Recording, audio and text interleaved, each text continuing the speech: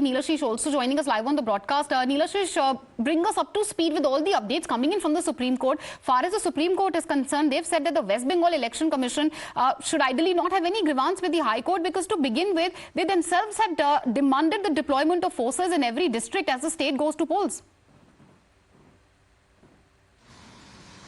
Absolutely, that was one of the biggest takeaways from this case, wherein the Supreme Court very clearly asked the State Election Commission as to why they have any grievance whatsoever with regard to the Calcutta High Court order, because they themselves had sought deployment of forces, they themselves had requisitioned forces, and whether it comes from the centre or neighbouring states, that should not be their concern, because the Calcutta High Court order in essence helps them to fulfill their responsibility of conducting fair elections, of conducting free elections, and that is something that was stressed upon by the Supreme Court, saying that how does it matter whether or not the forces are deployed from neighbouring states or the centre? You yourself wanted deployment, you requisitioned forces from neighbouring states, so this is helping you. Secondly, what was stated also by court was that there is a history and accordingly there is no requirement to look back at the Calcutta High Court order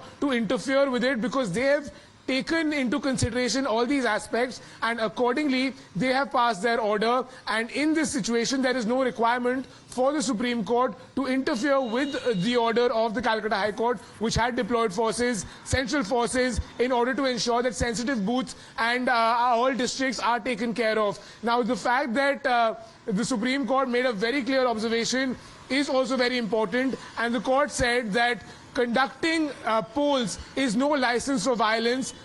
Polls need to be conducted in a free and fair manner from the grassroots level, and therefore it is required that forces be deployed, and the State Election Commission themselves have sought requisition of the same, and therefore the High Court order has been upheld. Well, absolutely. And as far as the West Bengal government is concerned, the Mamata government is concerned, are there any options in front of them and how are they interpreting this order? Adrija is also joining us live on the broadcast. Adrija, massive setback for Mamata government. Of course, they had wanted the High Court order to be overturned. The Supreme Court, on the contrary, has upheld it. Supreme Court says, in fact, the directions of the High Court would ensure free and fair elections. Massive setback, as I said earlier, for the Mamata government. What next, far as the TMC government is concerned? All right, Adrija, I'll come to you. Let me go across to Shehzad Poonawala of the BJP, who's also joined us on the phone line. Morning, sir. Thank you for joining us on Times Now. How do you react, sir, first of all, to this big order which has come from the side of the Supreme Court? The Supreme Court says that they are not going to intervene with the Calcutta High Court order. Central forces will be deployed in the state of West Bengal when the state does go for Panchayat polls, sir.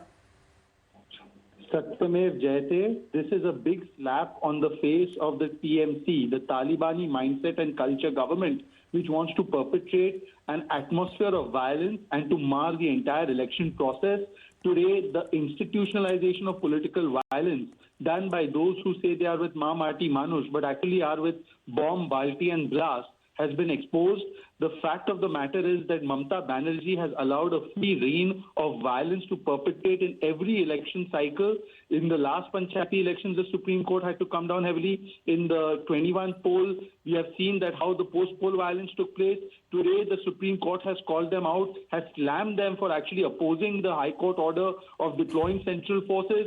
Today, the question must be asked that why does Mamata Banerjee want an atmosphere of violence to be perpetrated in West Bengal? And the fact of the matter is that even the Congress has opposed the in West Bengal, but they are going to sit with Mamata Banerjee on 23rd of June. So are they going to save democracy with somebody who is stifling democracy in West Bengal? This is their hypocrisy. However, we are very happy and content with the Supreme Court order, but the Supreme Court has shown a mirror to what has now become of Rabindranath Tagore's West Bengal. It has now transmutated into the West Bengal of Mamata Banerjee, where it is bomb, blast and balti, not Ma, Mati and Manush.